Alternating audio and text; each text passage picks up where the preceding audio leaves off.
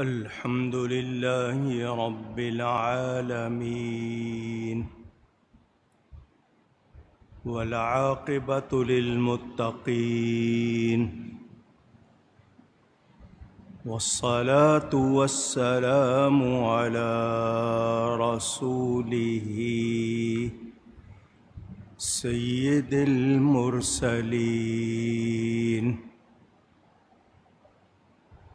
رحمة للعالمين شفيع المذنبين سيد الأولين والآخرين خاتم النبيين سيدنا ومولانا محمد رسول رب العالمين وعلى آله وصحبه أجمعين.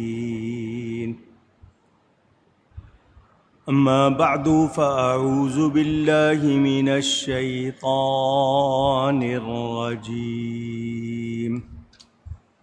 بسم الله الرحمن الرحيم.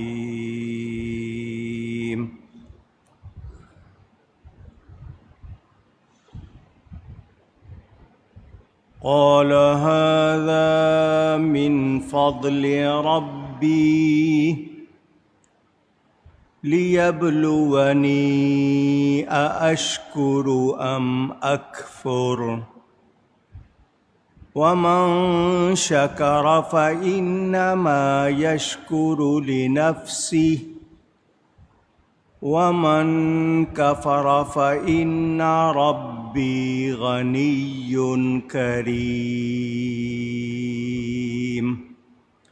صدق الله العلی العظیم. محبت کے ساتھ ایک مرتبہ دروشی پڑھ لیجئے. اللہم صلی علی سیدنا و مولانا محمد معدن الجود والکرم وآلہ وصحبہ وبارک وسلم. الصلاة والسلام عليك يا رسول الله. الصلاة والسلام عليك يا حبيب الله. الصلاة والسلام عليك يا رحمة للعالمين وعلى آلك وأصحابك يا شفيع المذنبين.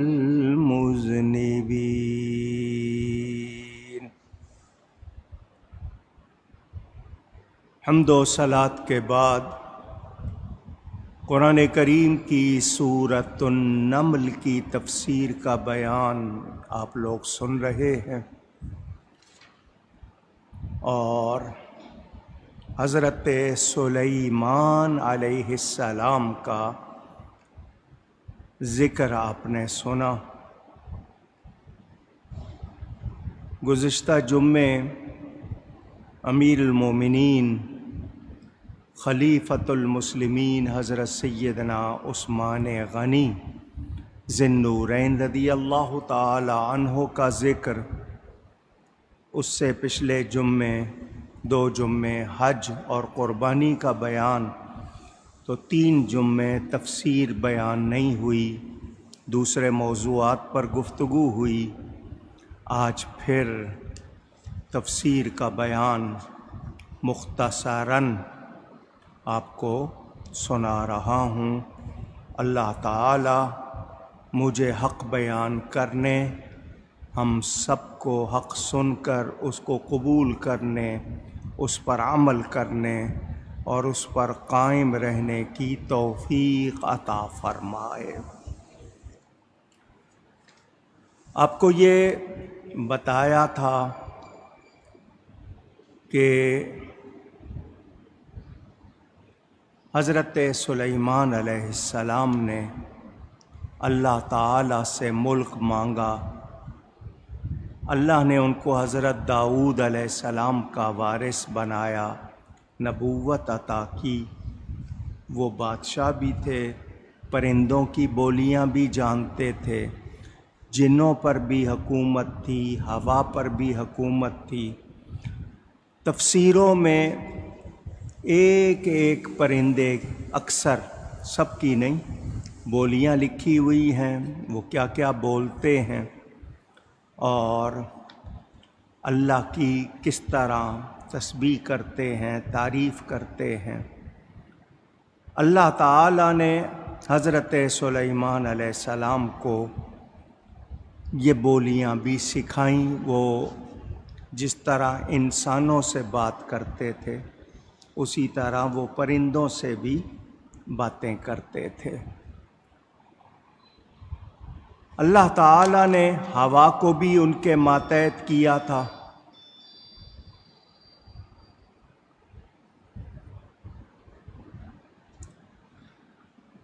وہ ہوا کو حکم دیتے تھے، جس طرح چلنے کو کہتے تھے، نرم چلنے کو کہتے تھے، نرم چلتی تھی، تیز چلنے کو کہتے تھے، تیز چلتی تھی۔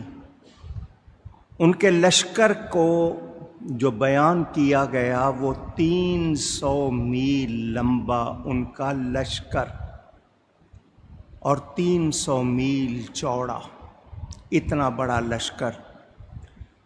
75 میل تک صرف انسان، 75 میل پر صرف جنات اور 75 میل پر پرندے اور 75 میل پر وحشی جانور پھیلے ہوئے ہوتے تھے۔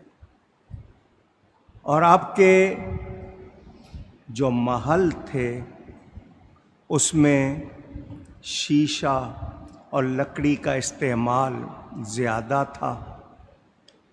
300 آپ کی بیویاں تھیں، 700 کنیزیں تھیں۔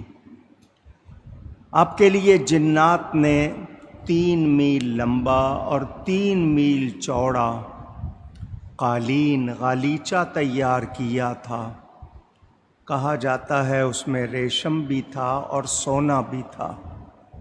اس میں آپ کا ممبر بچھایا جاتا جس پر آپ رونق افروز ہوتے۔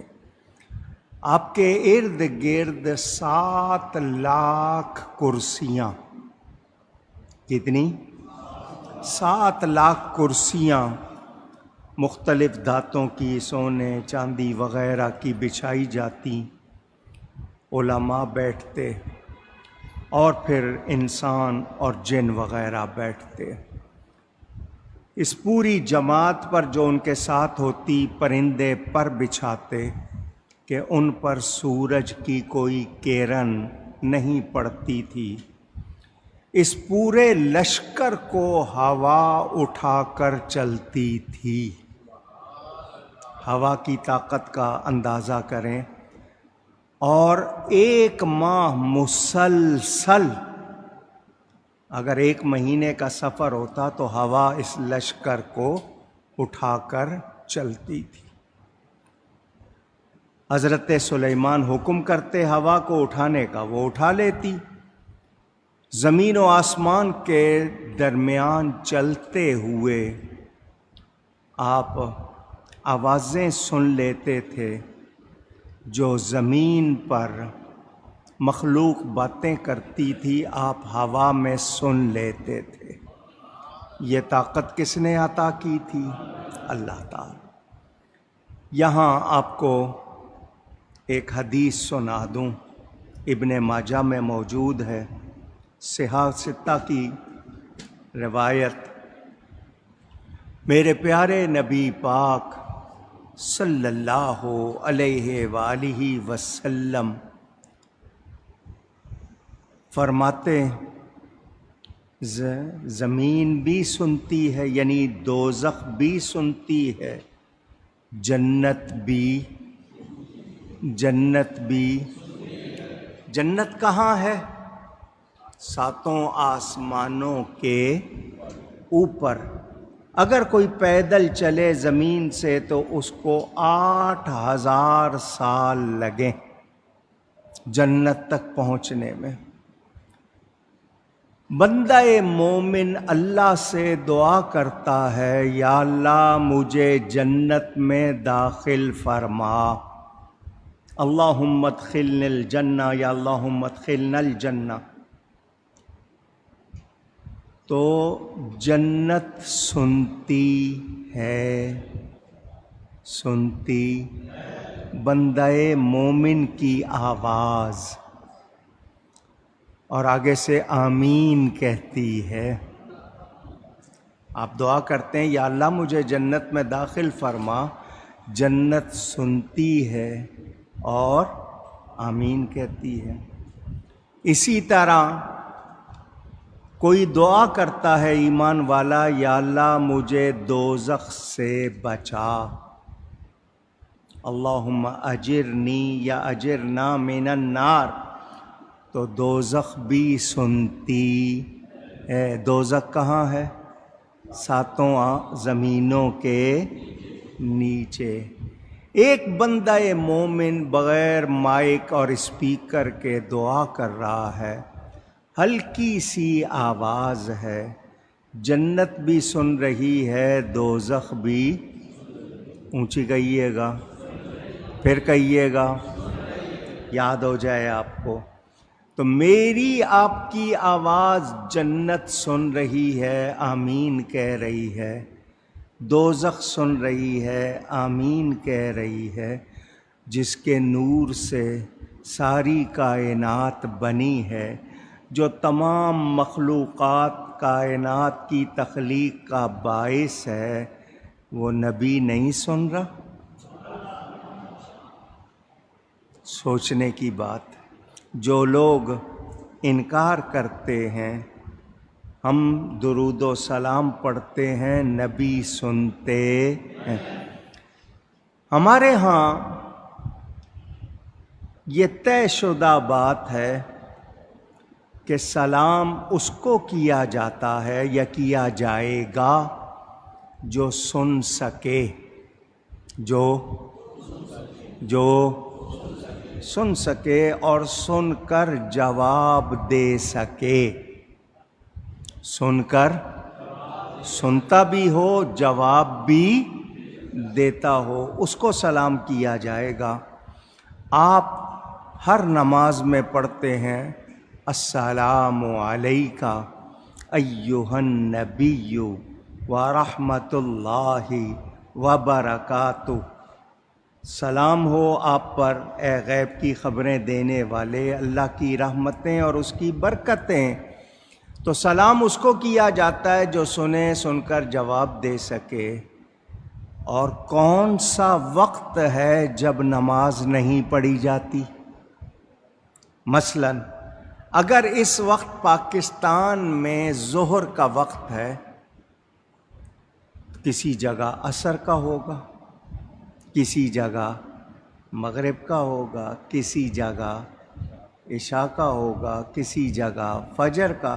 ایک ہی وقت میں 5 نمازیں پوری دنیا میں پڑھی جاتی ہیں۔ اللہ نے زمین گول بنائی ہے، ٹائم کا فرق رکھا، یعنی ہر منٹ میں، ہر سیکنڈ میں نماز ہو رہی ہے، اذان ہو رہی ہے۔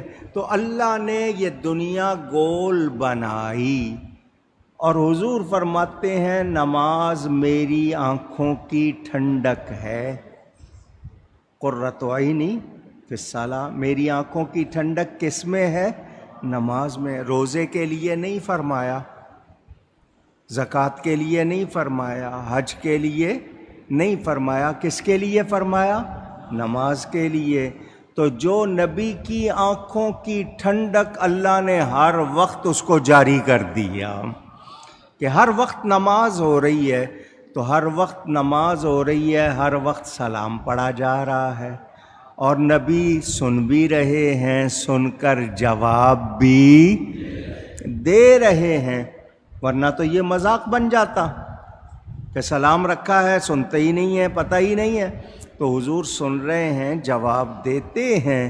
تو آپ اندازہ کر لیں حضور صلی اللہ علیہ وسلم کا ہر امتی جو سلام کر رہا ہے حضور سن بھی رہے ہیں، جواب بھی دے رہے ہیں، تو جو لوگ نہیں جانتے وہ سنیں کہ جنت سن رہی ہے، دوزخ سن رہی ہے، اللہ جس کو طاقت دے سن رہا ہے وہ. تو نبی کے لیے جو کہتے ہیں نہیں مدینہ جاؤ تو سنتے ہیں، یہاں نہیں سنتے، حضور نے پہلے ہی فرما دیا کوئی بندہ کہیں بھی ہو وہ جہاں سے بھی مجھ پہ درود بھیجتا ہے میں اس کی آواز سنتا ہوں. لیس من عبد یصلی علی الا بلغنی صوتہ حیث کان. یہ جلاء الافہام میں ابن قیم نے بھی نقل کی تو پتہ چلا نبی کریم صلی اللہ علیہ وسلم سنتے فریاد امتی جو کرے حال زار میں. اعلیٰ حضرت فاضل بریلوی رحمت اللہ علیہ ترجمانی کرتے ہیں فریاد امتی جو کرے حال زار میں ممکن نہیں کہ خیر بشر کو خبر نہ ہو. حضور صلی اللہ علیہ وسلم اللہ کی عطا سے سنتے. حضرت سلیمان علیہ السلام ہوا میں سفر کر رہے تھے، بہت بڑا تخت، نیچے ایک کسان اپنی زمین میں کھیتی باڑی میں مشغول تھا. اس نے جب یہ تخت دیکھا اوپر سے گزرتا ہوا تو اس کے دل چاہا کہ یا اللہ تو نے اتنا بڑا تخت ان کو دیا ہے، کاش یہ مجھے بھی ملتا. اس کے منہ سے یہ بات نکل گئی. حضرت سلیمان علیہ السلام نے سن لی. آپ حکم دیا ہوا کو کہ تخت نیچے اتارے. تخت نیچے آیا. آپ اس کسان کے پاس آئے اور فرمایا آئندہ ایسی آرزو نہ کرنا، ایسی تمنا نہ کرنا جو تمہارے لائق نہ ہو یا تمہارے بس میں نہ ہو. پھر فرمایا سنو، تم نے آرزو کی ہے نا، تمہیں ایک انعام دیتا ہوں. تم جب ایک مرتبہ سبحان اللہ کہتے ہو، کیا کہتے ہو؟ سبحان اللہ، تو وہ داؤد علیہ السلام کی آل کو، اولاد کو جو نعمتیں ملی ہیں، یہ سبحان اللہ کہنا تمہیں اتنا ہی ثواب دے دے گا، اتنا ہی انعام دے دے گا. تم ایک مرتبہ سبحان اللہ کہو تو اندازہ کریں کہ اس کو ظاہری طور پر بتا دیا کہ نبی کی خاصیت ہوتی ہے، لیکن تو نے تمنا کی ہے تو میں تجھے انعام دیتا جاؤں. تو اس تخت کی تمنا کر رہا ہے، سبحان اللہ پڑھ، تجھے اس سے یہ بہتر انعام دے رہا ہوں. اندازہ کریں. حضرت سلیمان علیہ السلام اپنے تخت پر بیٹھے ہوئے مدینہ منورہ سے گزرے تھے. مدینہ منورہ اس وقت آباد نہیں تھا لیکن وہ زمین موجود تھی. حضرت سلیمان کو اللہ کی طرف سے علم ہوا کہ یہ وہ زمین ہے جہاں رسول اللہ صلی اللہ علیہ وسلم تشریف لائیں گے. تو حضرت سلیمان نے اس وقت کہا مبارک ہو ان کو جو آپ پر ایمان لائے اور ان کو بھی جو آپ کی فرما برداری کریں، یعنی انہوں نے وہیں سے نبی کے غلاموں کو بھی یاد کیا. حضرت سلیمان علیہ السلام کا گزر ہوا تھا چیونٹیوں کی وادی سے. میں نے آپ کو مختصراً سنایا تھا. چونٹیاں، کیڑیاں، اینٹس، یہ اس وادی سے گزرے تو وہ جو ان کی ملکہ تھی، چیئر پرسن جس کو کہیں، سردار تھی، کہتے ہیں کہ وہ لنگڑی تھی، اس کا ایک پاؤں کہہ لیں، ٹانگ کہہ لیں، ٹوٹی ہوئی تھی، اس کے 2 پر تھے، وہ سائز میں بڑی تھی۔ بعضوں نے کہا ہے اس کا نام منذرہ یا طاخیہ تھا، یہ صحیفوں میں اس کا نام ملتا ہے۔ یہ چیونٹی سردار تھی، اس نے تمام چیونٹیوں کو کہا کہ اپنے اپنے سوراخوں میں، ہولز میں، گھروں میں، کھڈوں میں چلی جاؤ، سلیمان علیہ السلام اور ان کا لشکر آ رہا ہے، وہ تمہیں جان بوجھ کر نہیں کچلیں گے، کہیں بے دہانی میں ماری نہ جاؤ۔ اپنی قوم کی ہمدردی کی، ان کی حفاظت کی۔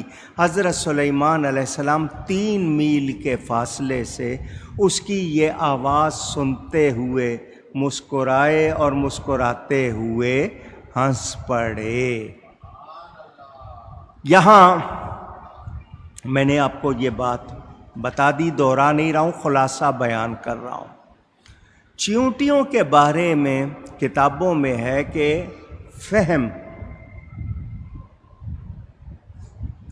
میں تقریر روک رہا ہوں، آپ کو جس جس کو فون بجانا ہے وہ بجا لیں، اس کے بعد میں تقریر کر لوں گا۔ مسجد میں آتے ہوئے آپ سے فون بند نہیں ہوتا، اللہ کے گھر میں آ کے موسیقی بجاتے ہیں آپ، درود شریف پڑھ لیں ایک مرتبہ، اللہم صلی علی سیدنا مولانا محمد وبارک وسلم، صلاۃ و سلام علیک یا سیدی یا رسول۔ چیونٹی کے بارے میں کہا گیا کہ یہ دوسرے جانوروں سے زیادہ سمجھ رکھتی ہے، اسے معلوم ہے کہ سردیوں کے لیے اناج، کھانا پینا جمع کرنا ہے۔ گندم کا دانہ ہو تو یہ اس کو 2 ٹکڑے کر دیتی ہے۔ کیوں؟ کہ اگر 2 ٹکڑے نہ کریں اور یہ اس کو اپنے سوراخ میں لے جائے تو وہ دوبارہ اگ جاتا ہے، اس میں سے کونپل نکل آتی ہے۔ اور یہ بات اس چیونٹی کے سوا کوئی اور جانتا نہیں، یعنی پرندوں میں یا جانوروں میں۔ ایسے ہی وہ باجرہ ہے یا کوئی اور چھوٹے سے دانے کو، اس کو 4 ٹکڑے کر دیتی ہے، کیونکہ اگر اس کو 4 ٹکڑے نہ کیا جائے تو وہ بھی اگ جاتا ہے دوبارہ۔ اللہ نے اتنی سمجھ اتنی سی چیونٹی کو دی ہے، وہ جس کو چاہے جتنی چاہے سمجھ دے۔ یہ دانہ لے جائے اور اس دانے پر پانی پڑ جائے یا نمی آ جائے تو یہ اسی دانے کو اٹھا کر باہر لاتی ہے، دھوپ میں سکھاتی ہے، خشک کرتی ہے تاکہ اس میں دوبارہ کونپل نہ اگے۔ تو خشک دانے پر پانی پڑ جائے وہ اگنے کے لائق ہو جاتا ہے، اس کو یہ بھی پتہ ہے۔ علامہ کمال الدین دبیری ایک عالم گزرے ہیں، انہوں نے جانوروں پر ایک کتاب لکھی ہے، حیات الحیوان۔ ایسی کتاب کسی اور نے نہیں لکھی، جانوروں کا انسائکلوپیڈیا۔ انگریزوں نے اس کا انگریزی میں ترجمہ کیا اور حیران ہوئے کہ ایک عالم نے جانوروں پر اتنی معلومات فراہم کی ہے۔ اس کتاب میں انہوں نے تمام قرآن کی آیتیں، حدیثیں، اقوال، جتنے جانوروں کے بارے میں معلومات ہو سکیں وہ لکھی ہیں۔ وہ اس کتاب میں لکھتے ہیں کہ چیونٹی دوسرے جانوروں، نر مادہ، میل فیمیل کی طرح یہ جفتنی نہیں ہوتی، نہ ہی اس میں نر مادہ کی کیفیت ہوتی ہے۔ ان کے ہاں اولاد کیسی ہوتی ہے کہ ہر چیونٹی سے معمولی سی کوئی چیز زمین پر گرتی ہے، پھر وہ بڑھنے لگتی ہے کہ وہ شکل انڈے کی بن جاتی ہے، پھر اسی سے چیونٹی کے بچے پیدا ہوتے ہیں۔ دیکھیں اتنی معلومات بھی فراہم کی ہے۔ عربی میں بیضا کہتے ہیں، بیضا لوگ کہتے ہیں انڈے کو، تو یہ چیونٹی اتنی سمجھ رکھتی ہے۔ حضرت سلیمان علیہ السلام کا لشکر گزرا، چیونٹی اتنا جانتی ہے کہ نبی، اللہ کے نبی معصوم ہوتے ہیں۔ اللہ کے نبی اونچی کہیں، معصوم کا مطلب گناہ کر ہی نہیں سکتے۔ اللہ نے انہیں ایسا بنایا ان سے گناہ نہیں ہوتا۔ حضرت سلیمان علیہ السلام کے ساتھ لشکر تھا، وہ یہ بھی جانتی ہے کہ نبی کے ماننے والے کسی پر جان بوجھ کر کوئی ایسی کارروائی نہیں کرتے۔ میرے دوستوں اور بزرگوں، جس طرح نبی پاک صلی اللہ علیہ وسلم کو تمام نبیوں پر فضیلت ہے، امت مصطفیٰ کو تمام امتوں پر فضیلت ہے۔ یہ ہمارا کمال نہیں ہے، یہ نسبت مصطفیٰ صلی اللہ علیہ وسلم کا کمال ہے۔ حضرت سلیمان علیہ السلام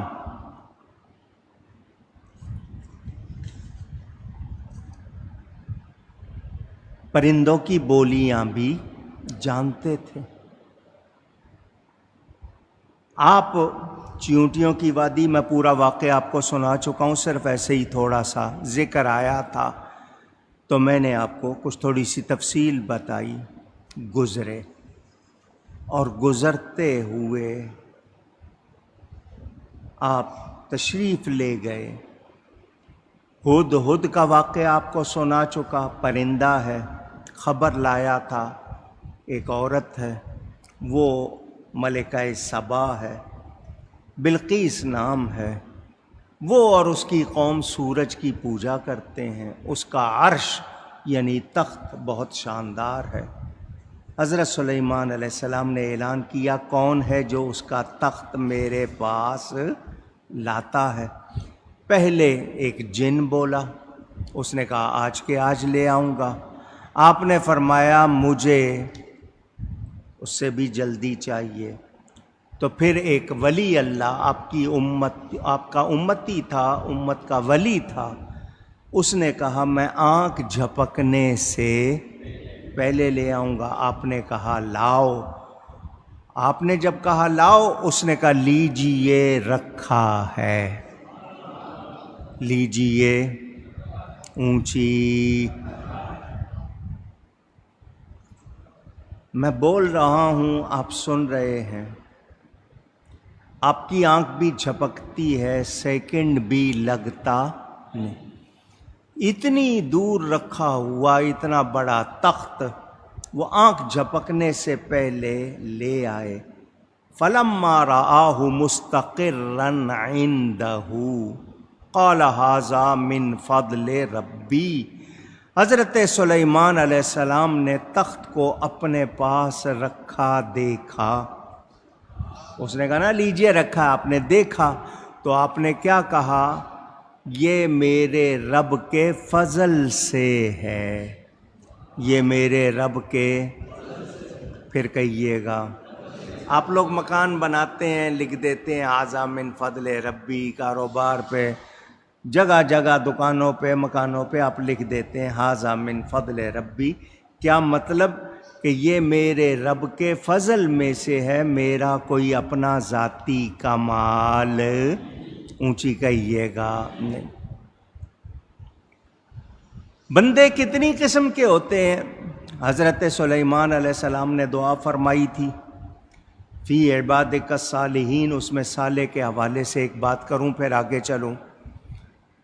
یہ اللہ تعالیٰ کی طرف سے کچھ مادر زاد، ماں کے پیٹ سے ایسے پیدا ہوتے ہیں کہ ان کو جب آپ دیکھتے ہیں وہ بڑے ہوتے ہیں، ان میں خوبی ہی خوبی ہوتی ہے، پیدائشی نیک جس کو کہنا چاہیے۔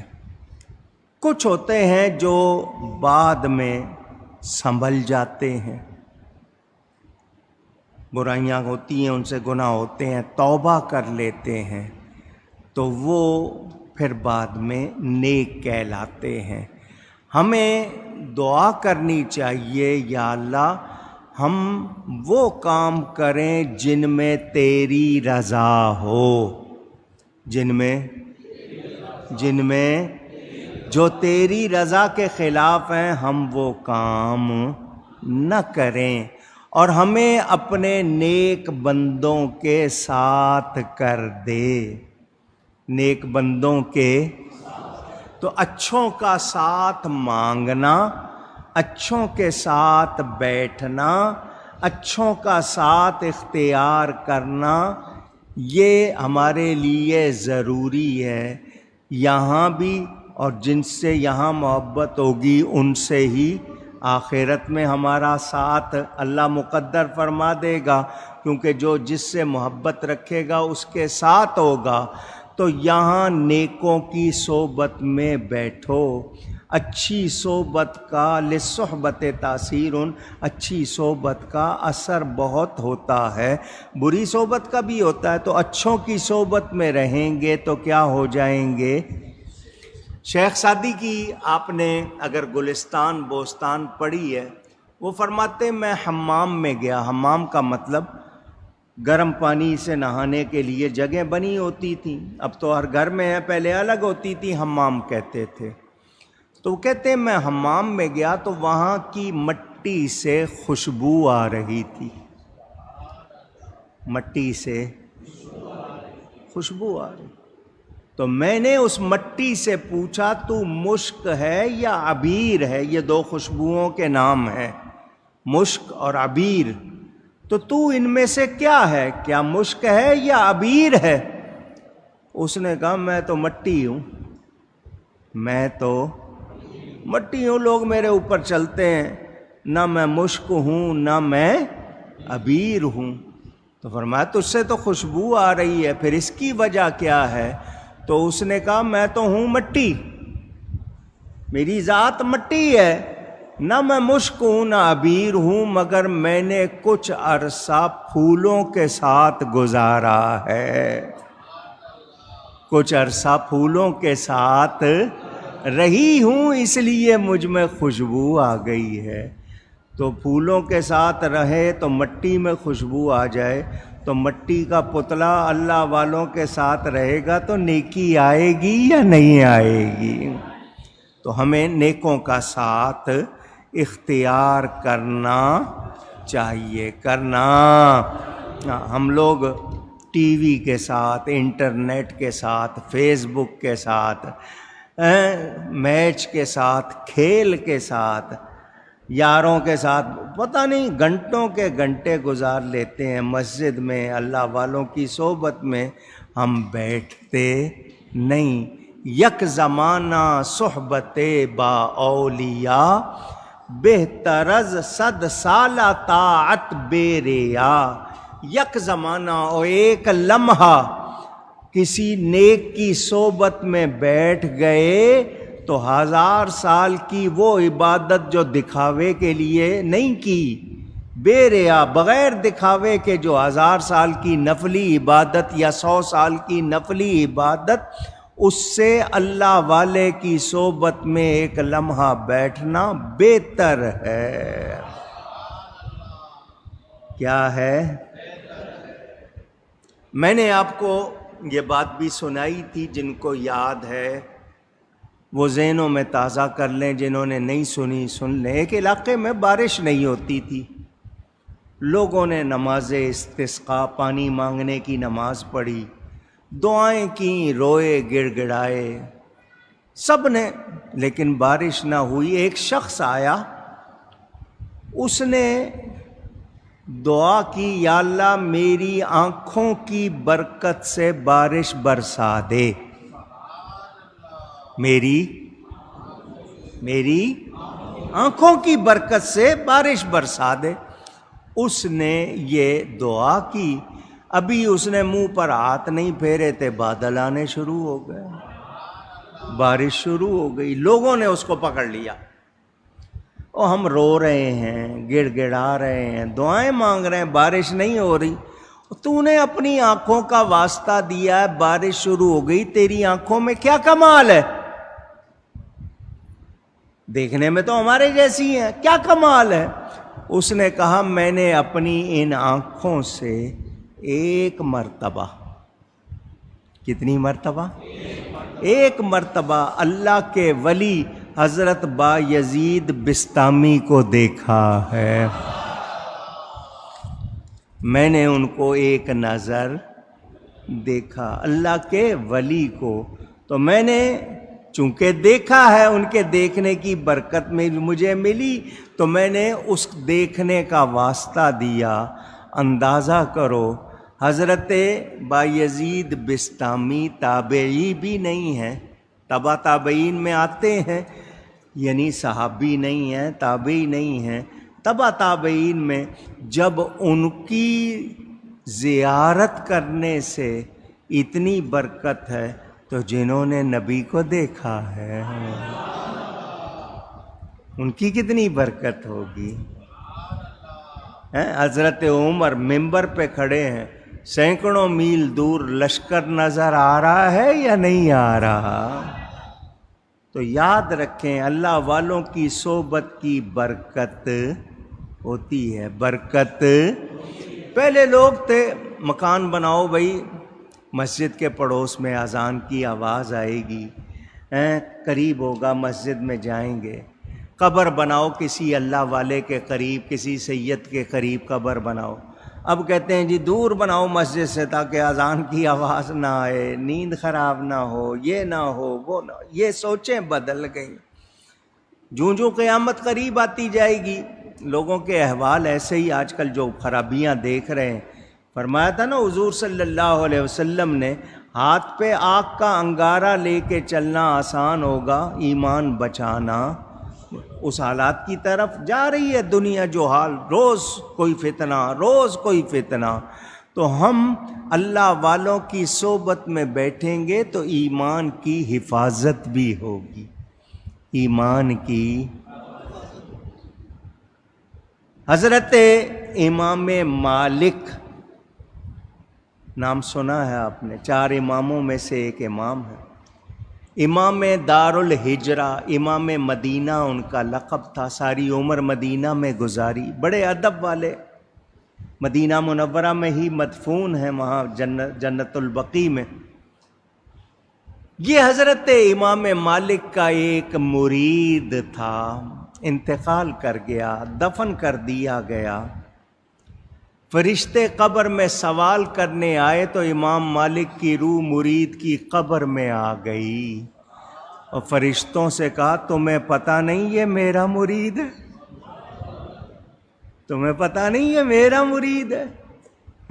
اس سے سوال کرتے ہو یہ میرا مرید؟ تو اندازہ کریں نیکوں کی نسبت، نیکوں کی صحبت کام آتی ہے یا نہیں آتی؟ اونچی۔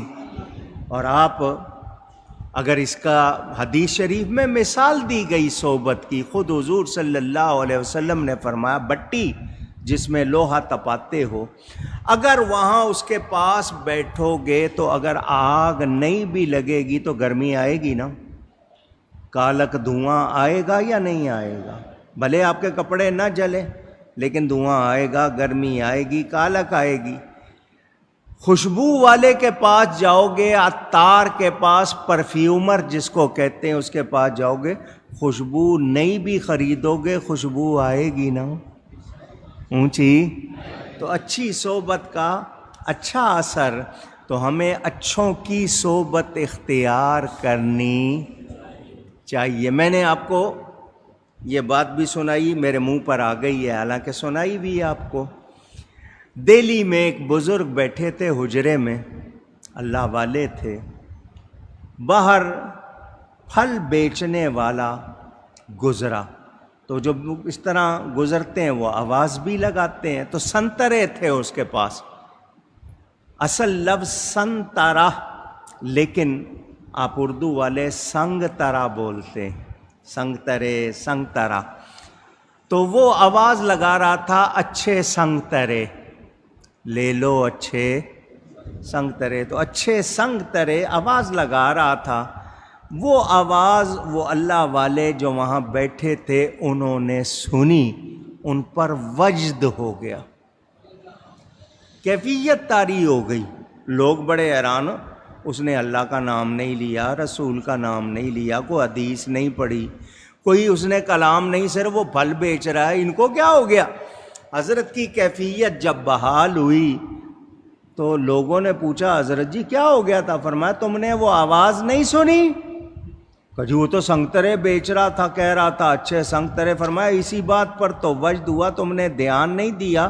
وہ کیا کہہ رہا تھا؟ سنگ کے معنی ساتھ کے بھی ہوتے ہیں نا، میں فلاں کے سنگ ہوں، وہ میرے سنگ ہے. کیا مطلب؟ ساتھ کے. تو وہ کہہ رہا تھا اچھے سنگ ترے، جو اچھوں کا ساتھ اختیار کر لیتے ہیں وہ تر جاتے ہیں. دیکھو یہ باریکیاں، سوچ دیکھیں ان کی کہ انہوں نے اس میں سے بھی کام کی بات نکالی. اور ہم کتنی باتیں سنتے ہیں توجہ نہیں کرتے. تو اچھوں کا ساتھ مل جائے تو آدمی تیر جاتا ہے، پار لگ جاتا ہے، ڈوبتا نہیں. تو کوشش کرنی چاہیے اچھوں کا ساتھ اختیار کریں. یہ ہدہد پرندے کے بارے میں بھی تفصیل بیان کی گئی ہے. جادو کا علاج بھی اس سے ہوتا ہے، اور اس کے بارے میں میں پھر ایک ایک پرندے اور جانور کی بتاتا تو آپ کو دیر لگتی. یہ خبر لایا تھا حضرت سلیمان علیہ السلام نے، وہ تخت منگوا لیا، اور جب آ گیا تو فرمایا کہ یہ کیا ہے؟ اللہ کے فضل میں سے، اللہ کے اونچی فضل میں سے ہے. جب یہ تخت آ گیا حضرت سلیمان علیہ السلام، یہاں میں ایک دو باتیں اور عرض کر دوں، کچھ لوگوں کو شاید شبہ ہو اور وہ کہیں کسی شک میں نہ پڑ جائیں. اللہ والے اللہ کی عطا سے طاقت رکھتے ہیں. اللہ والے اللہ کی، یہ جملہ آپ سے کہلوا رہا ہوں، اللہ والے اللہ کی عطا سے، یہ یاد رکھنا ہے. آپ یہ جیسے کہتے ہیں نا بالکل پکا نقش کر لیں کہ اللہ تعالی کی عطا کے بغیر کسی میں کوئی کمال ہو سکتا نہیں. میں دیکھ رہا ہوں، آنکھیں کس نے دی ہیں؟ اس میں دیکھنے کی قوت کس نے دی ہے؟ کم ہو یا زیادہ ہو، قوت دینے والا کون؟ میں سن رہا ہوں، کان کس نے بنائے؟ ان میں سننے کا کمال کس نے رکھا؟ کوئی بھی. نبوت ہے، ولایت ہے، کچھ بھی، جس کسی کو جو کمال ملا ہے رب کا دیا ہوا، رب کا اللہ کی عطا. اس کے بغیر کسی میں کوئی کمال ماننا یہ ایمان والوں کا کام نہیں ہے. نبوت کس نے عطا کی؟ نبی کس نے بنایا؟ کمال کس نے دیا؟ اللہ نے. بات ختم. ہم یا رسول اللہ کہتے ہیں، اے اللہ کے رسول. تو ان کو رسول بنانے والا اللہ تعالی. آپ نے یہ سن لیا. میرے دوستوں اور بزرگوں، جب حضرت سلیمان علیہ السلام کے پاس تخت لایا، آصف بن برخیا وہ حضرت سلیمان علیہ السلام کا امتی تھا. جنوں کو بنانے والا بھی اللہ، ولیوں کو بنانے والا بھی اونچی اللہ تعالی۔ یہ ملکہ سبا بلقیس کے بارے میں بھی مفسروں نے لکھا ہے، وہ کہتے ہیں اس کی ماں کوئی جن عورت تھی، یہاں بھی لکھا ہوا ہے، اور حضرت سلیمان علیہ السلام کے بعد جنہوں نے یا پتہ نہیں کس نے اس کے وہ علاقے کو ختم کر دیا۔ بہرحال میں ان باتوں میں نہیں جا رہا۔ حسن اور جمال، خوبصورتی میں اور خوبی ہونا، نین نقش اچھے ہونا، رنگ ہے، روپ ہے، نین نقش، یہ کس نے دیے ہیں؟ اونچی کہیے گا۔ آپ کو کوئی کہتا ہے بہت اچھے لگ رہے ہو، آپ کہتے ہیں شکریہ۔ یہ شکریہ کہنے کا کیا مطلب ہے؟ اس نے بنایا؟ پوچھ رہا ہوں، آپ کا خود اپنا کوئی کمال ہے؟ آپ کو کہنا چاہیے الحمدللہ۔ کیا کہنا چاہیے؟ اور اس کو بھی ماشاء اللہ کہنا چاہیے۔ ماشاء اللہ، بڑے خوبصورت۔ کیا مطلب؟ اللہ کے چاہنے سے ایسے ہیں، خود سے ایسے نہیں۔ تو یہ ماشاء اللہ کہنا، الحمدللہ کہنا ہمارے ہاں سے نکل گیا۔ کسی کی آواز بہت اچھی ہے، آپ اسے کہتے ہیں کیا پیاری آواز ہے، وہ کہتا ہے شکریہ۔ اب تو نے بنائی ہے؟ تمہاری اپنی ہے؟ رب نے دی ہے۔ کس نے دی ہے؟ اونچی۔ بہترین حسن تین چیزیں ہیں۔ کتنی؟ حسین چہرہ، چہرہ ایسا ہو کہ جس کو آپ دیکھیں تو کہیں سبحان اللہ۔ دوسرا حسن اچھی آواز۔ دو چیزیں ہو گئیں۔ تیسرا کوئی بتائے گا؟ ایسے ہی آپ کے ذہن میں کیا آتا ہے؟ پوچھ رہا ہوں۔ ہاں ماشاء اللہ، کسی نے جو کہا اچھے اخلاق، جس کے منہ سے نکلا بالکل صحیح نکلا، خوش اخلاقی۔ یہ تین حسن ہیں۔ چہرہ بھی حسین ہوتا ہے، آواز بھی اچھی ہوتی ہے، مگر چہرہ بھلے سے کم ہو، اخلاق اچھے ہوں تو نمبر زیادہ۔ سمجھانے کے لیے یوں کہا جائے کہ اخلاق کا اچھا ہونا 1 نمبر۔ کتنا؟ اچھے اخلاق ہیں 1 نمبر آپ کو دے دیا۔ آواز بھی اچھی ہے، 0 لگا دو، کتنے ہو گئے؟ 10۔ چہرہ بھی اچھا ہے، 1 0 اور لگا دو، کتنا ہو گیا؟ علم والے ہیں، 1 0 اور لگا دو، اب کتنا ہو گیا؟ 1000۔ دولت والے ہیں، 1 0 اور لگا دیں، اب کتنا ہو گیا؟ 10,000 ہو گیا۔ اخلاق نکال دیں تو پیچھے کیا رہ جائے گا؟ کیا رہ جائے گا؟ 0۔ نہیں سمجھ آئی بات؟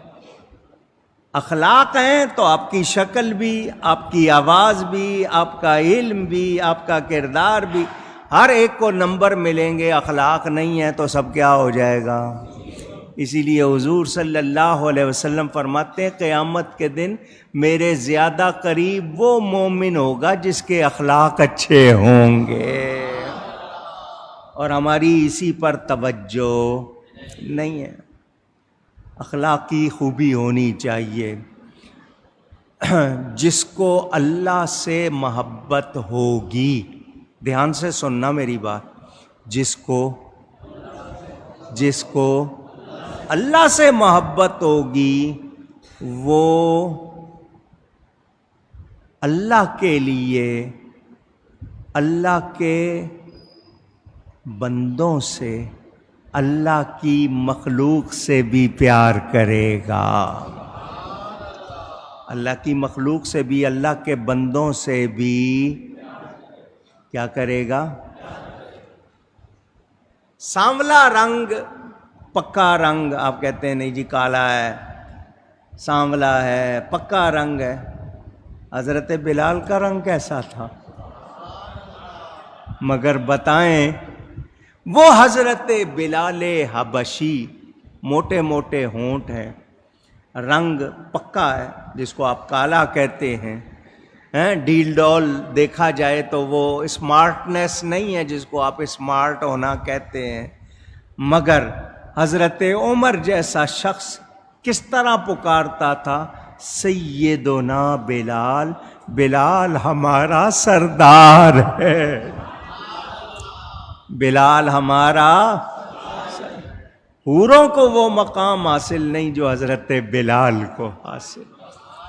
رنگ کی وجہ سے پوچھ رہا ہوں، موٹے نین نقش کی وجہ سے نہیں، نبی کے عشق کی وجہ سے۔ تو یہ جو لوگ نہیں سمجھتے ان کو سمجھنا چاہیے۔ میرے دوستوں اور بزرگوں، حضرت سلیمان علیہ السلام کے پاس تخت آیا، اللہ نے اس کو عرش فرمایا، قرآن میں کیا فرمایا؟ عرش، عرش الہی، اس کے لیے بھی عرش کا لفظ ہے، یہاں بھی عرش کا لفظ، تو لفظ ایک ہے، حقیقت ایک نہیں۔ سمجھ آ گئی؟ جب تک حقیقی معنی مراد نہ لیے جائیں، صرف لفظوں کے اطلاق سے شرک لازم نہیں آتا۔ آج جو بات بات پر شرک کے فتوے دیتے ہیں، یہ اس کے معنی بھی جانتے نہیں، ان کو کچھ پتہ نہیں ہے، فوراً کھٹ فتویٰ لگا دیتے ہیں۔ یہ قرآن پڑھو نا۔ اب الملک اللہ کا نام ہے یا نہیں؟ اونچی، اور ملک بادشاہ کو بھی آپ کہتے ہیں یا نہیں؟ اور فی دین الملک قرآن میں آیا کہ بادشاہ کے قانون، اللہ نے بادشاہ کے لیے بھی ملک فرمایا۔ لفظ ایک ہے، کیا حقیقت ایک ہے؟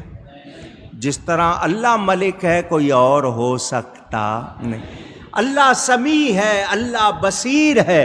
سمیع سننے والے کو کہتے ہیں، بصیر دیکھنے والے کو کہتے ہیں۔ آپ بھی دیکھ رہے ہیں، آپ بھی سن رہے ہیں، سمیعم بصیرہ آپ کے لیے بھی قرآن میں ہے۔ لفظ ایک ہے، حقیقت ایک نہیں۔ اللہ کا سننا دیکھنا اس کی شان کے مطابق، ہمارا دیکھنا سننا اللہ کی عطا کے مطابق۔ فرق ہے یا نہیں؟ تو فرق کو نہ سمجھیں، گر فرق مراتب نہ کنی زندیقی۔ جو یہ فرق نہیں کرتے ہیں پھر وہ اپنے ایمان کو ضائع کر دیتے ہیں، کافروں جیسے ہو جاتے ہیں۔ تو اللہ تعالیٰ کی عطا جس کے لیے جتنی ہو ہم مانتے ہیں، اور اپنے پیاروں کو وہ عطا فرماتا ہے جتنا چاہے، مگر اپنے حبیب سے کیا فرمایا؟ محبوب میں بھی تیرا، میرا سب کچھ تیرا، میں بھی تیرا، میرا سب کچھ تیرا۔ تو ان کی جو شان ہے وہ ہم اتنا علم، اتنی فہم رکھتے ہی نہیں کہ پوری طرح سمجھ سکیں۔ حضرت بایزید بستامی کہتے ہیں، میری روح نے 70,000 سال عالم ارواح میں پرواز کی، مجھے شان مصطفیٰ کی حد نہیں ملی۔ اور آج کا کوئی اٹھ کے کہے کہ جی تم حد سے بڑھا دیتے ہو، پہلے حد بتاؤ تو صحیح۔ حد ہم کیا جانتے ہیں؟ ہم کیا کہتے ہیں؟ وہ خدا نہیں، بخدا نہیں، وہ مگر خدا سے جدا نہیں، وہ ہیں کیا مگر وہ ہیں کیا نہیں، وہ ہیں کیا۔ صرف اتنے مصرے پر وہ ہیں کیا مگر وہ ہیں کیا نہیں آپ کو گھنٹوں کی تقریریں سنا چکا ہوں۔ بظاہر دیکھیں تو کہتے ہیں جی ان کا ہونٹ مبارک زخمی ہوا، خون نکلا، یہ ان کے بشر ہونے کی دلیل۔ میں نے کہا بلا شبہ وہ بشر ہیں اور یہ ان کے بشر ہونے کی دلیل، مگر 4 مرتبہ سینہ مبارک چاک کیا گیا، اس میں سے دل بھی باہر نکالا گیا، خون کا ایک قطرہ نہیں نکلا۔ اگر احد میں خون نکلنا ان کے بشر ہونے کی دلیل ہے تو شق صدر میں خون نہ نکلنا ان کے نور ہونے کی دلیل ہے۔ وہ ہیں کیا مگر وہ ہیں کیا نہیں، وہ ہیں کیا۔ کہتے ہیں بیماری دامن اقدس کو چھونے آئی تاکہ میرے تمہارے گناہوں کا کفارہ بنے۔ لوگ کہتے ہیں وہ بیمار ہوئے، میں نے کہا بیماری دامن اقدس کو چھونے آئی، مگر یہ دیکھو جس خاک پر قدم رکھ دیے اس کو خاک شفا بنا دیا۔ فرما دیا میرے مدینے کی مٹی برس اور جزام کے لیے بھی شفا ہے۔ غبار المدینۃ یبرئ البرص والجزام۔ حضور نے فرما دیا تم نے ایک رخ دیکھا، فرمایا میرے جبے کی ہوا میں بھی شفا ہے۔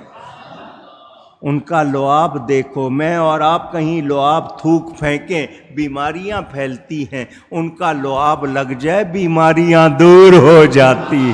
وہ ہیں کیا مگر وہ ہیں کیا نہیں، وہ ہیں کیا مگر وہ ہیں کیا نہیں۔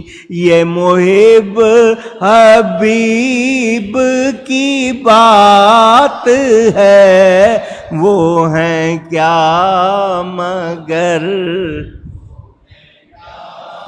حضور صلی اللہ علیہ وسلم اللہ کی عطا سے جو کمال رکھتے ہیں ہم اس کا اندازہ بھی کر سکتے۔ اونچی قرآن میں لفظ موجود ہے، نہیں پڑھتے، فتوے لگاتے ہیں تو اس کا مطلب ان کو معلوم۔ عالم الغیب والشہادہ، لفظ عالم غیب اور شہادہ۔ عالم کون ہے حقیقت میں؟ اللہ۔ یہاں پر بھی عالم صاحب، علامہ، بلکہ مبالغے کا صیغہ، زیادہ جاننے والا، علامہ صاحب ہیں، عالم صاحب۔ عالم تو اللہ ہے، علیم تو وہ ہے۔ غیب ہو یا شہادت، ہر کھلی چھپی چیز کا جاننے والا حقیقت میں کون ہے؟ اللہ۔ جس کو علم عطا کرے مانیں گے یا نہیں مانیں گے؟ اونچی اونچی۔ اور اللہ اپنے حبیب سے فرمائے وَعَلَّمَكَ مَا لَمْ تَكُنْ تَعْلَمْ، اور جو کچھ آپ نہیں جانتے تھے ہم نے آپ کو سکھا دیا۔ اللہ فرمائے سب کچھ سکھا دیا، اور آج کا کوئی کہے دیوار کے پیچھے نہیں جانتے تھے، تو یہ جو دیوار کے پیچھے کی بات کرنے والا ہے یہ جانتا نہیں۔ اللہ کی عطا سے نبی سب کچھ جانتے نہیں۔ آپ کو ایک بات بتا رہا ہوں، اگر پہلے سنی ہے تو ٹھیک، ورنہ سن لو۔ حضرت ابو ہریرہ نام سنا ہے؟ ان کا اصلی نام کیا تھا؟ عبد الرحمن۔ بلی سے کھیل رہے تھے تو حضور نے بلی والا کہہ دیا، وہی نام مشہور ہو گیا۔ ہرہ بلی کو کہتے ہیں۔ حضرت ابو ہریرہ رضی اللہ تعالی عنہ کیا کہتے ہیں ذرا دل کے کانوں سے سن لیں۔ وہ کہتے ہیں حضور سے میں نے 2 طرح کا علم سیکھا ہے۔ کس طرح کا؟ اونچی فرمایا ایک تو تمہارے سامنے بیان کرتا ہوں، ایک تمہارے سامنے بیان، دوسرا بیان کروں تو یوں اشارہ کیا کہ تم میری گردن کاٹ دو گے، برداشت کر سکو گے نہیں۔ جو حضور سے میں نے سیکھا ہے، اگر وہ سناؤں گا تو گردنیں کاٹ دو گے، میری گردن کاٹ دو گے، تم برداشت نہیں کر سکو گے۔ تو جس نے سیکھا ہے، اور صاحب السر، حضور کے رازدان، حضور کے رازدار، حضرت حذیفہ الیمان، یہ حضور کے رازدار تھے۔ حضور نے ان کو بتا دیا تھا کون کیا ہے، کون کیا ہے، یہ رازدار تھے۔ حضرت عمر جیسا شخص ان کے پاس پوچھنے جاتا تھا میرے بارے میں حضور نے کوئی ایسی بات تو نہیں کی مجھے بتا دے، تو وہ کہتے تھے نہیں جی آپ کے بارے میں کوئی ایسی بات نہیں کی کہ جس میں پتہ چلے کو خطرے کی بات ہے۔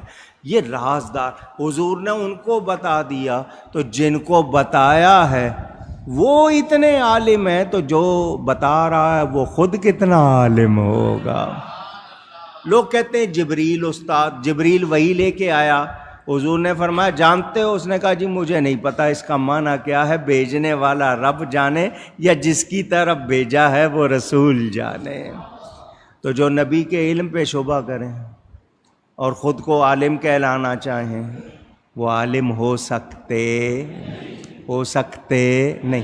میرے دوستوں اور بزرگوں، بات دور چلی جا رہی ہے، میں کیا کیا بیان کروں. لفظ آیا، عرش کا لفظ آیا تخت کے لیے، ملکہ کا تخت. عرش کا لفظ اللہ کے لیے بھی، اللہ کے عرش کے لیے بھی لفظ ایک ہے، حقیقت ایک.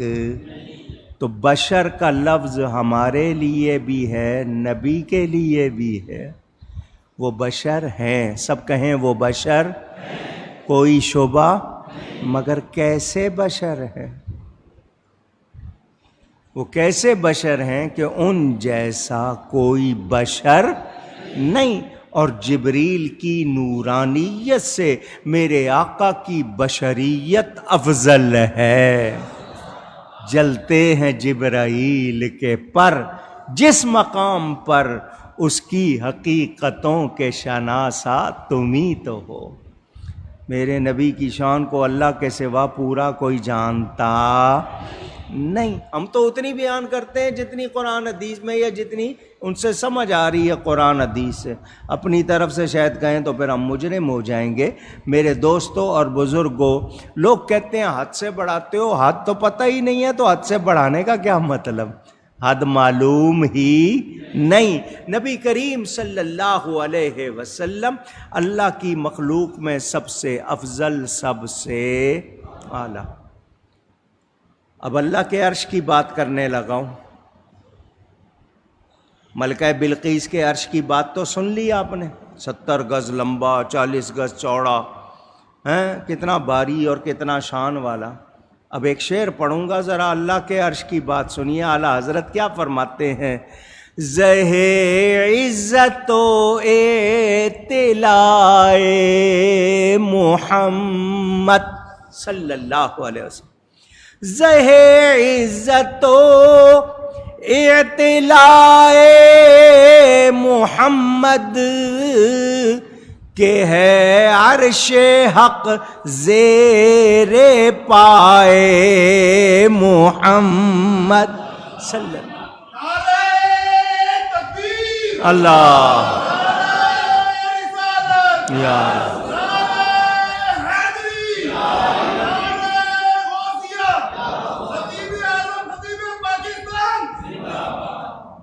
زہ عزت و اطلاع محمد صلی اللہ. نبی پاک کی عزت اور بلندی جاننا چاہتے ہو؟ کتنا اونچا رب نے بنایا ہے؟ اتنا اونچا کہ اللہ کا عرش میرے نبی کے قدموں کے نیچے ہے.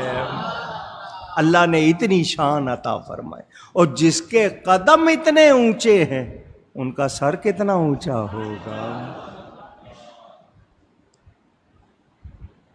یہ تو نبی پاک کی بڑی شان. اعلیٰ حضرت غوث پاک کے لیے فرماتے ہیں، سر بھلا کیا کوئی جانے کے ہے کیسا تیرا،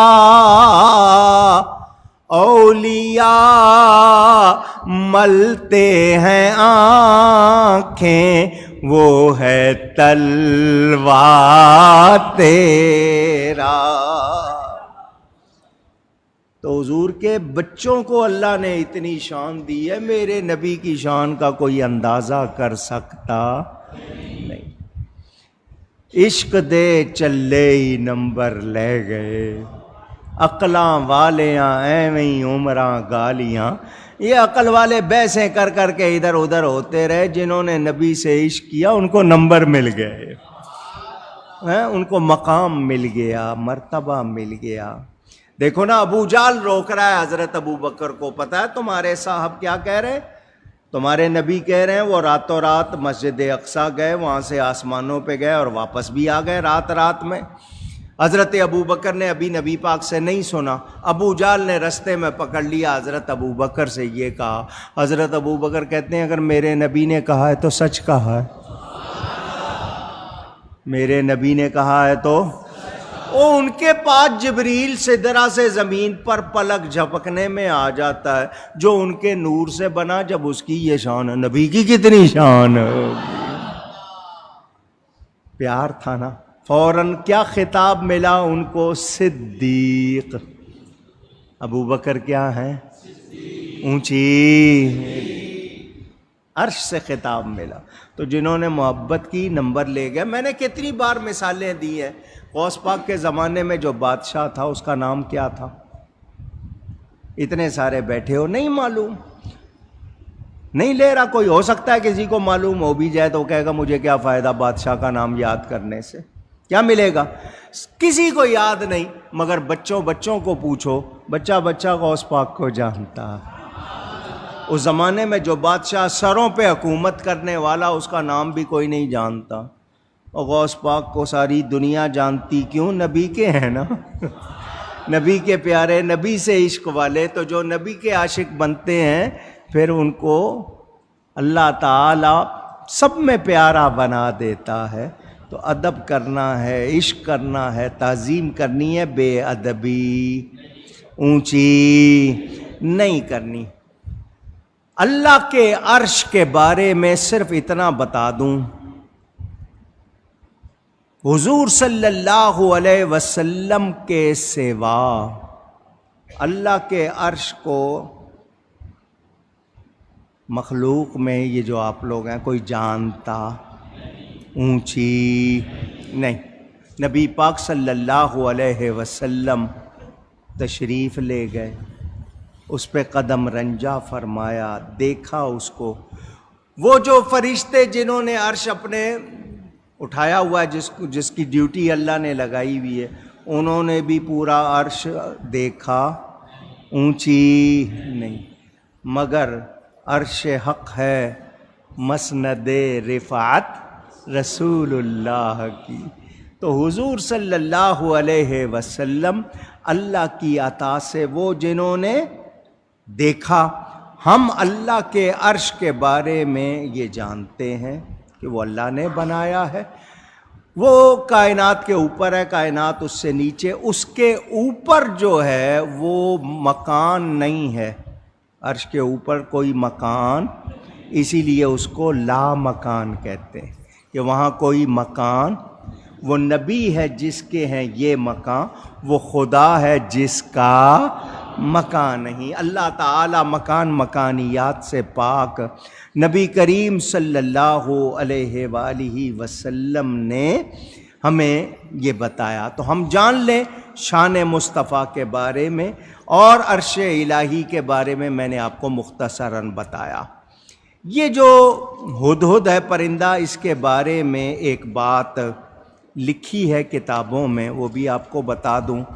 کہتے ہیں کہ یہ جو ہدہد ہے یہ اپنا جو گھونسلہ بناتا ہے گندگی میں بناتا ہے، اس سے بو آتی ہے، اس سے اونچی کہیے گا، بو آتی ہے۔ حضور صلی اللہ علیہ وسلم نے اس کو مارنے سے روکا، اس کو قتل نہ کرو۔ یہ ہدہد وہ ہے جب اڑتا ہے، اڑتے ہوئے زمین کے اندر اس کو پانی نظر آ جاتا ہے۔ زمین کے اندر پانی کہاں، اس کو کتنا گہرا ہے، کتنی دور ہے، یہ اڑتے ہوئے دیکھ لیتا ہے۔ یہ کمال کس نے دیا؟ اونچی۔ تو جو اللہ پرندے کو کمال دے رہا ہے وہ نبی ولی کو نہیں دے سکتا؟ سوچیں، پوچھ رہا ہوں آپ سے۔ تو جو لوگ اعتراض کرتے ہیں ان کو سوچنا چاہیے۔ حضرت سلیمان علیہ السلام نے کہا یہ میرے رب کے فضل میں سے ہے، میرے رب کے، اونچی کہیے۔ اب ٹائم رہ گیا تھوڑا، فضل کے حوالے سے تھوڑی سی باتیں کرنی تھیں، مگر اس وقت مختصراً کروں گا، پھر انشاءاللہ آپ کو فضل کے حوالے سے۔ حضور صلی اللہ علیہ وسلم نے ہمیں بتایا، حدیث شریف میں ہے، جب بندہ اللہ سے اس کا فضل مانگتا ہے، اللہ فرماتا ہے بندہ مجھے بہت پیارا لگتا ہے۔ تو دعا میں یہ کہنا کہ یا اللہ ہم پر اپنا فضل فرما، اللہ کو یہ بات بہت پسند ہے، اچھی لگتی ہے، تو اس سے اس کا فضل مانگ، اور ہماری بخشش ہوگی تو اللہ کے فضل سے۔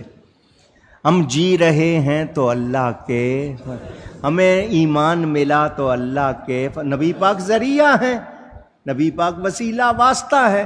اللہ کا فضل نہ ہوتا تو ہم حضور کی امت میں نہ ہوتے، جانور بنا دیتا اللہ، کیڑے مکوڑے بنا دیتا، تو اس کا فضل ہے اس نے انسان بنایا، اس کا فضل ہے اس نے مسلمان بنایا، اس کا فضل ہے اس نے اپنے نبی کا غلام بنایا۔ نبی تمنا کرتے تھے ہمیں یہ سعادت ملی ہے تو ہمیں فخر کرنا چاہیے، اور فخر کرنے سے مراد اکڑنا نہیں ہے، اللہ کا شکر کرنا ہے۔ یا اللہ تیرا شکر کہ تو نے اپنے حبیب کا غلام بنایا۔ خار ہیں بدکار ہیں ڈوبے ہوئے ذلت میں ہیں، کچھ بھی ہیں مولا تیرے محبوب کی امت میں ہے۔ فضل مانگتے ہیں، اللہ تعالیٰ کو بہت اچھا لگتا ہے جو کوئی اس سے اس کا فضل مانگے، اور اللہ کے فضل کی پیمائش ہو سکتی، اونچی گئیے گا، کوئی یہ سوچے کہ نہیں جی میں پتہ نہیں کچھ کر لوں گا تو کچھ ہو سکتا نہیں، بھلے لاکھ وہ اپنے جو بھی کچھ کر سکتا ہے، زور لگا سکتا ہے لگا لے، لیکن یاد رہے کہ دنیا میں آپ لوگ شاید سمجھتے ہو کہ ہم جو چاہیں کر لیں، مگر یہ بھی کہنے کی بات اونچی کہیے گا نہیں، ہمیں کوئی ایسا جملہ جس کو کہتے ہیں تکبر والا، بڑائی والا، غرور والا، وہ نہ کہنا ہے نہ سوچنا ہے۔ ہم نبی کا امتی ہونے پر جو فخر کی بات کر رہے ہیں یہ شکر کے طور پر کر رہے ہیں کہ یا اللہ تیرا شکر ہے تو نے مجھے اپنے حبیب کا امتی اور غلام بنایا، ان کا نام چومنے والا بنایا ہے، ان کے آل و اصحاب کا پیار کرنے والا بنایا ہے، تو اس بات پر شکر کہ یہ اللہ کا فضل ہے، اللہ کا فضل۔ قال هذا من فضل ربی، حضرت سلیمان علیہ السلام نے کہا یہ میرے رب کے فضل میں سے ہے، پورا فضل نہیں ہے، من باز کے لیے تھوڑا سا فضل ہے، تھوڑا سا، تو جب تھوڑے سے فضل پر کیا کیا، لِيَبْلُوَنِي أَأَشْكُرُ أَمْ أَكْفُرُ، اللہ نے یہ مجھ پر جو فضل کیا ہے کہ وہ مجھے آزمائے میں شکر کرتا ہوں یا ناشکری۔ وَمَنْ شَكَرَ فَإِنَّمَا يَشْكُرُ لِنَفْسِهِ، اور جو شکر کرے وہ اپنے بھلے کو شکر کرتا ہے، رب کو ضرورت نہیں ہے، تمہیں شکر گزار ہونا چاہیے۔ وَمَنْ كَفَرَ فَإِنَّ رَبِّي غَنِيٌّ كَرِيمٌ، اور جو ناشکری کرے رب بے پرواہ ہے، رب کو کوئی پرواہ نہیں، وہ سب خوبیوں والا، عزتوں والا ہے، تو ہم سب کو شکر گزار بننا ہے۔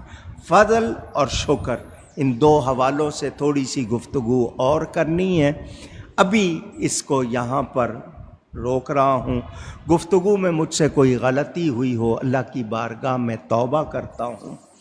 آئندہ جمعے انشاءاللہ ذکر کریں گے خلیفہ دوم امیر المومنین حضرت سیدنا عمر بن خطاب فاروق اعظم رضی اللہ تعالی۔ 26 تاریخ آپ پر حملے کی بتائی جاتی ہے، کچھ لوگ 28 کہتے ہیں، 1 محرم کو آپ کی روح پرواز کی ہے، لیکن آپ کا یوم مبارک اسی مہینے کے آخر میں، انشاءاللہ آئندہ جمعے اس کا ذکر کریں گے، اور پھر نیا سال شروع ہوگا۔ 1442 ہجری اللہ خیر سے نیا سال لائے۔